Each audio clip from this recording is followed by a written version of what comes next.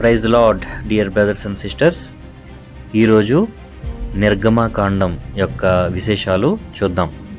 ఈ నిర్గమకాండం మోషే రాశాడు 1446వ సంవత్సరం నుంచి 1406వ సంవత్సరం వరకు, ఇంచుమించు 40 సంవత్సరాలు. ఆదికాండంతో పాటు నిర్గమకాండం కూడా మోషే రాయడం జరిగింది. ఈ నిర్గమకాండంలో అసలు దేని గురించి వివరాలు ఉంటాయంటే, ఈజిప్టులో దాసత్వం, మోషే పుట్టుక బాల్యం, మోషే మిద్యానుకు ప్రయాణం అవడం, సంవత్సరాల పాటు అక్కడే ఉండిపోవడం, మండుతున్న పొద దగ్గర దేవుడు మోషేని పిలిచి అతను ఈజిప్టుకు పంపడం, మోషే అభ్యంతరం తెలపడం, దేవుడు తన పేరును ప్రకటించడం, మోషే మళ్ళీ అభ్యంతరం చెప్పడం, దేవుడు అతనికి అద్భుతమైన శక్తులు ఇవ్వడం, మోషే మూడో అభ్యంతరం చెప్పడం, ఇంకెవరినైనా పంపమని మోషే దేవుణ్ణి అడగడం, మోషే ఈజిప్టుకు తిరిగి రావడం, అహరోను మోషే ఫరో దగ్గరకు వెళ్ళడం, అలాగే దాస్య విముక్తి కలిగిస్తానని దేవుడు వాగ్దానం చేయడం, అహరోను చేతికర్ర పాముగా మారడం, ఈజిప్టుపై దేవుడు పంపిన విపత్తులు, నీరు రక్తంగా మారడం, కప్పలు, దోమలు, ఈగలు, పశువుల చావు, కురుపులు, వడగండ్లు, మిడతలు, చీకటి, మొదట పుట్టిన సంతానం చావడం, తర్వాత పస్కా పండుగ, ఇజ్రాయేల్ ప్రజలు ఈజిప్టును విడిచి వెళ్ళడం, పస్కా పండుగ గురించి ఆదేశాలు,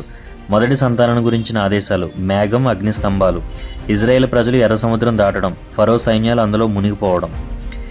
విముక్తి పాట, మారా ఏలీంల నీళ్లు, దేవుడు మన్నాను పూరేడు పిట్టలను ఆహారంగా ఇవ్వడం, దేవుడు బండరాయి నుంచి నీరు ఇవ్వడం, దేవుడు అమాలేకులతో యుద్ధం చేయించడం, మోషే మామగారు, సీనాయి పర్వతం మీద దేవుడు ఇజ్రాయేల్ ప్రజలు, ధర్మశాస్త్రంతో కూడిన ఒడంబడిక, 10 ఆజ్ఞలు, 10 కమాండ్మెంట్స్, మరెన్నో చట్టాలు, ఆదేశాలు, ఏటేటా జరిగే 3 పండుగలు, ఇజ్రాయేల్ ప్రజలకు దారి చూపడానికి దేవుని దూత, ఒడంబడికను స్థిరపరచడం, దేవుడు ఆరాధన గుడారం గురించి ఆదేశాలు ఇవ్వడం, పెట్టె, బల్ల, దీపస్తంభం, గుడారం, బలిపీఠం మరియు ఆవరణం, అలాగే నూనె, యాజుల వస్త్రాలు, యాజుల ప్రతిష్ట, ధూపవేదిక, ప్రాయశ్చిత్తం కోసం వెండి, కడగడానికి కంచు, అభిషేక తైలం, ధూపద్రవ్యం, కట్టేవాళ్ళు, విశ్రాంతి దినం, బంగారు దూడ, మోషే దేవునితో ప్రాధేయపడడం, సన్నిధి గుడారం, దేవుని మహిమను చూడాలని మోషే వినపం, మోషే దేవుని మహిమను చూడడం, దేవుడు తన పేరును ప్రకటించడం, దేవుడు మరెన్నో ఆదేశాలు ఇవ్వడం, మోషే ముఖం ప్రకాశించడం, ఆరాధన గుడారం కట్టడానికి ప్రజలు తేవలసిన కానుకలు, ఆరాధన గుడారం నిర్మాణం, ఆరాధన గుడారం దేవుని మహిమతో నిండడం, ఇవన్నీ ఇంచుమించు 40వ అధ్యాయం వరకు నిర్గమకాండంలో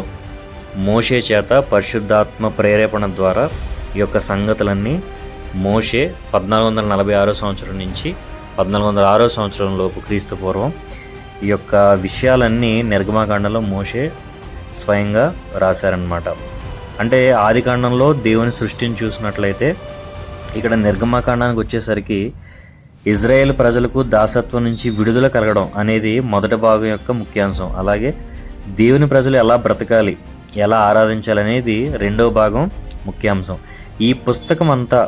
ఆధ్యాత్మికమైన సాదృశ్యమైన అర్థాలతో కూడి ఉండడం మనం గమనించవచ్చు. అలాగే ఇది కేవలం పాత నిబంధనకు సంబంధించిందే కాదు, నేటి విశ్వాసుల కోసం కూడా ఎన్నో మంచి మంచి ఉపదేశాలు దేవుడు స్వయంగా చెప్పడం ఈ యొక్క నిర్గమకాండంలో మనం చూస్తాం. ఎలా అంటే ఇజ్రాయేలు యొక్క అవిధేయత, అలాగే ఇజ్రాయేలు పొందుకున్న మేలులు, ఎన్నెన్నో గొప్ప గొప్ప కార్యాలు, మేఘస్తంభాన్ని ఉంచడం, అగ్నిస్తంభాన్ని ఉంచడం, అలాగే మొట్టమొదటిగా మనుషులు ఎలా బ్రతకాలి, దేన్ని బట్టి బ్రతకాలి అనేవి, అంటే ఆజ్ఞలు, 10 కమాండ్మెంట్స్ అనేవి కూడా దేవుడు యొక్క నిర్గమకాండంలో రాయించి పెట్టారు. మరి ఈజిప్టులో ఉన్నటువంటి మోషేని దేవుడు తనను వాడుకోవాలని ఈజిప్టు నుంచి మోషేని తీసుకురావడం, మోషే పొద దగ్గర దేవుడు మాట్లాడడం, నేను వెళ్ళలేను, నేను నెత్తివాడును మోషే తను తగ్గించుకోవడం, దేవుడు తనని హెచ్చించి మరి నీవే చేయగలవని తనకి బలాన్నిచ్చి ధైర్యాన్నిచ్చి ఈజిప్టుకి తిరిగి పంపడం, అలాగే ఈజిప్టులో తన రక్త సంబంధికులందరూ లేదా తన జాతిలో పుట్టిన ఇజ్రాయేల్ అందరూ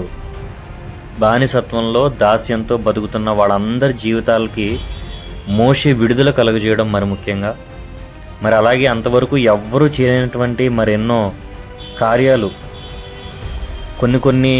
కార్యాల ద్వారా అక్కడ ఫరో యొక్క హృదయాన్ని కఠినపరచడం, ఆ కార్యాలు చూసి కూడా ఫరో హృదయం మరింత కఠినంగా అవ్వడం, ఇజ్రాయేల్ని మోషే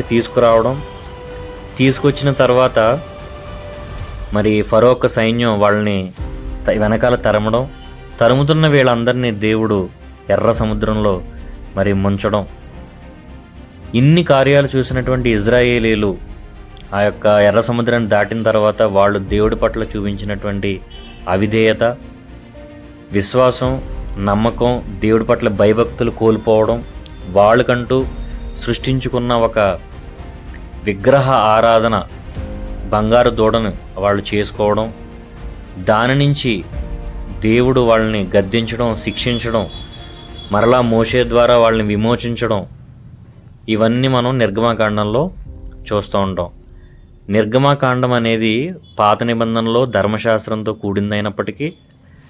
ఈ రోజుల్లో కూడా మనిషి ఎలా బ్రతకాలి, ఎలా బ్రతకకూడదు, దేవునికి ఎలా విధేయత చూపించాలి, దేవునికి విరుద్ధంగా ఏ పనులు చేయకూడదు అనేవి చాలా క్లియర్గా ఈ యొక్క నిర్గమాకాండంలో